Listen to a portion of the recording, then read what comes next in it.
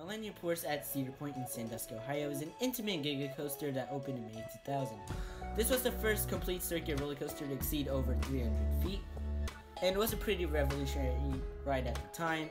And this is a fantastic roller coaster, even when it's almost 20 years old. And I know a lot of coaster enthusiasts like to ridicule this coaster and call it Millennium Forceless and other things. But to be honest, I really enjoyed when I ride it. It's not even in the front row.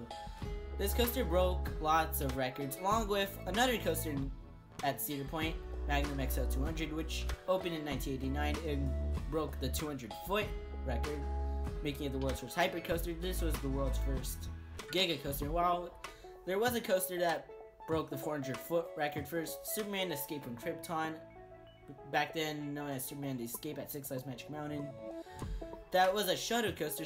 Oh, it didn't really count because the car didn't really go all the way up to the 450 foot like spike, like not all the way up. I don't know. I haven't ridden it yet, but today I'm going to be talking about Millennium Force, the layout, ride experience, and overall my thoughts, along with a final overall score. So let's get into the review. Millennium Force has a height of 310 feet, a drop of 300 feet at an 80-degree angle. So as I said before, it was the first coaster to break the 300-foot height barrier. A top speed of 93 miles per hour, 5,900 feet of track, and a total duration of 2 minutes and 20 seconds. And I believe that's when you exit the station until you hit the brake run, or when you return to the unloading platform. So it's actually a decently long ride. And to be honest, it kind of feels like you're going a bit forever, but I do like some of the elements that are on this coaster, like the overbanked turn and the 300-foot drop and some of the airtime hills. At least it does some stuff while you're going through the ride duration. And yeah, I'm gonna say it is a pretty fast ride, so I do think it's a bit short, but to be honest, the length isn't bad at all. So now let's get into the ride experience. So you board the train, take a seat, and pull down your T-bar style restraint, which actually leaves you feeling pretty exposed, even though you're still very secure to the seat, along with a seatbelt. And I think these restraints are very comfortable, and I think are one of my favorite coaster restraints of all time.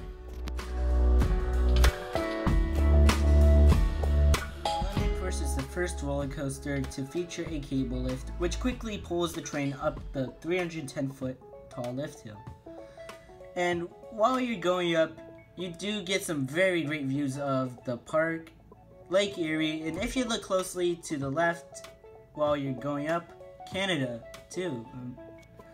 Yeah, from Canada you could actually see the skyline for Cedar Point, which must be very nice. So you quickly crest the 310-foot tall lift hill, as you then go down the 300-foot drop at an 80-degree angle. And the airtime, you do get some floater from what I remember, but I didn't ride front or back, so the airtime was pretty okay in my opinion. So you exit the first drop and hit your top speed of 93 miles per hour. And you go into probably one of the most intense elements of the ride, which is the 169-foot tall overbanked turn, which is a pretty intense element. I remember my dad said that he almost grayed out on this overbanked turn. I think that same thing happened to me too. So you then bank to the left and go into a tunnel before going into a large camelback hill, which I don't remember getting a lot of airtime because I sat more in the middle, but I remember going, like, the wind just pounding me because of how fast you're going through the layout. So you go down and go into this like overbanked turn, like another overbanked turn, and then you go in through another overbanked turn to the left before going through a slight right hand turn into an airtime hill, like a small airtime hill, which gives much better airtime than the camelback hill right next to it. And I sat in the middle. I got some very good floater. I believe if you sat more in front, imagine the airtime would probably be like ejector. You then go down into another tunnel and you bank to the left before going into a small airtime mode, which I imagine would give some great airtime. Actually, it does have some great ejector. I remember flying out my seat on that part. Not really like flying out my seat, but I remember getting some great ejector. I think, actually it wasn't ejector, I think it was like flow ejector. It was like floater and ejector at the same time on this small bunny hill. You then turn to the left, go into a bit of a straight track, go into a bit of a straight section before going to the final right-hand overbank turn, which is a pretty forceful part. Like, you do get some great positive G's on this overbank turn before hitting the magnetic brake run. Overall, I think Millennium Force is a fantastic roller coaster, and definitely, while it's not my top 10, it's still one of my favorite coasters. Doesn't really have a theme aside from the sci-fi looking station and the iconic Millennium Force soundtrack playing, which does build some hype inside the station. And the coaster was built in 2000, which was the new millennium, hence the name Millennium Force. And to be honest, I have heard a lot of rumors saying that this coaster does have a time travel theme and you're traveling to different periods, like, which is why you're going through Frontier Town and Dinosaurs Alive, now known as Forbidden Frontier on Adventure Island. I don't know what the heck that thing's called, but yeah, it does have a bit of a theme. But of course, this is an amusement park, so don't expect like Disney, Universal, or heck even SeaWorld theming.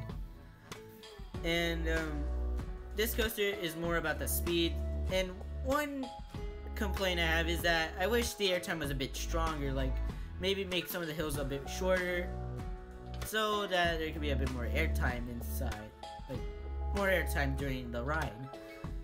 And it is kind of forceless in some sections. However, it's not like entirely forceless. Like, as I said, the overbank turn is pretty intense, along with some of the valleys. So yeah, I wouldn't call this Millennium Forceless, and the ride's still smooth.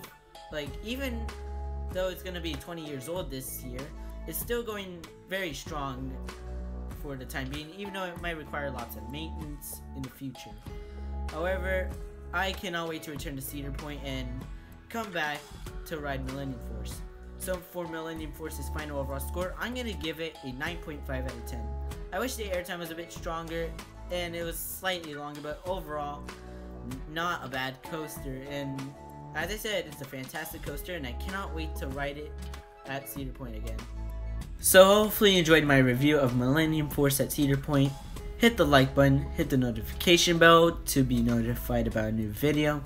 Subscribe to Theme Park Chasers, and stay tuned for more videos coming soon to Theme Park Chasers, and I'll catch you guys next time.